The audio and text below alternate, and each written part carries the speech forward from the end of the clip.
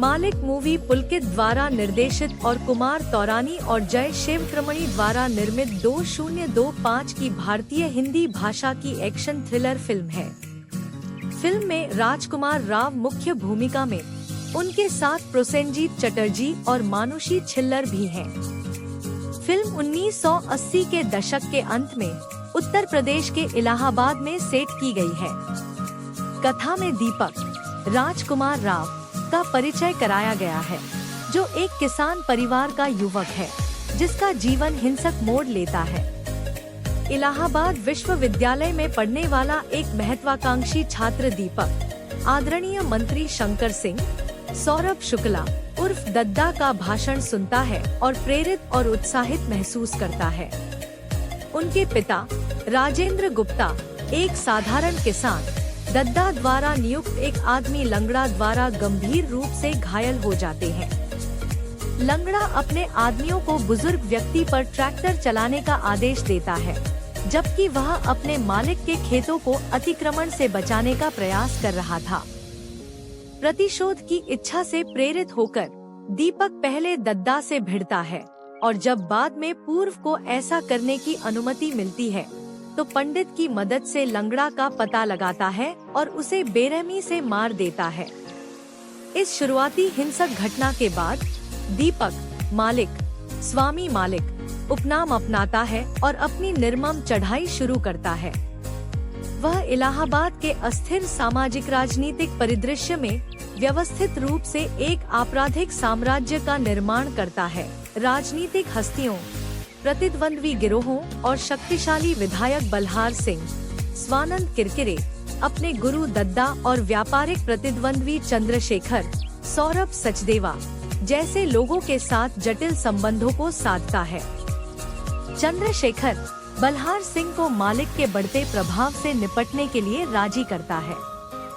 बल्हार बंगाल के एक निलंबित पुलिस अधिकारी प्रभुदास प्रसेनजीत चटर्जी, जो 98 मुठभेड़ों का दावा करता है, को मालिक को पकड़ने का काम सौंपता है। प्रभु मालिक के घर में घुसकर जांच करता है, जहां मालिक उस समय मौजूद नहीं था।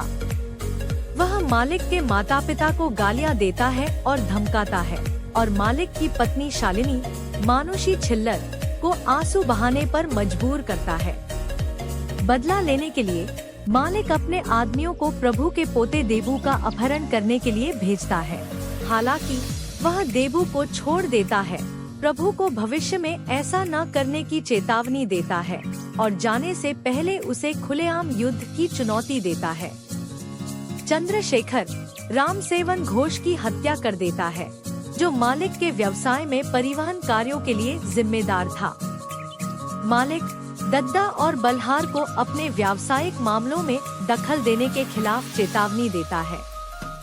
चूँकि रामसेवन घोष की हत्या से मालिक के व्यवसाय पर कोई असर नहीं पड़ा, चंद्रशेखर मालिक की फैक्ट्री पर कब्जा करने का फैसला करता है। मालिक और उसके आदमी वहां तैनात चंद्रशेखर के सभी आदमियों को गोली मारकर हत्या कर देते हैं। हारकर हताश चंद्रशेखर बल्हार से मदद मांगता है और दोनों प्रभु दास को सीधे मालिक पर हमला करने के लिए उकसाने में कामयाब हो जाते हैं। हालांकि उन्हें सफलता नहीं मिलती। मालिक अपने वफादार सहयोगी बदौना अंशुमान पुष्कर की मदद से प्रभु के अधिकारियों को हराने में कामयाब हो जाता है। मालिक चुनाव लड़ता है, एक ऐसा फैसला जिसका दद्दा और बल्हार दोनों ही कड़ा विरोध करते हैं। प्रभु इलाहाबाद की सीमाओं की रखवाली करता है। चंद्रशेखर के आदमी मालिक के छिपने के ठिकानों पर कब्जा कर लेते हैं और बल्हार मालिक के चुनाव जीतने की संभावनाओं का पुरजोर विरोध करता है। गुस्से में आकर मालिक AK-47 और AK-56 जैसे नए हथियार खोज निकालता है। वह अपने नए हथियारों से दद्दा के घर पर सफलतापूर्वक हमला करता है और नंगे हाथों दद्दा की हत्या कर देता है। अपनी बढ़ती हिंसक और दबंग सार्वजनिक छवि के बावजूद मालिक अपने माता पिता और पत्नी के साथ मजबूत रिश्ता बनाए रखता है। शालिनी अक्सर उसे आपराधिक जीवन छोड़ने के लिए मनाने की कोशिश करती है, खासकर गर्भवती होने के बाद। शालिनी के कहने पर मालिक लगभग आत्मसमर्पण कर ही देता है, लेकिन शालिनी की गोली मारकर हत्या की बात सुनकर वह हिचकिचाता है।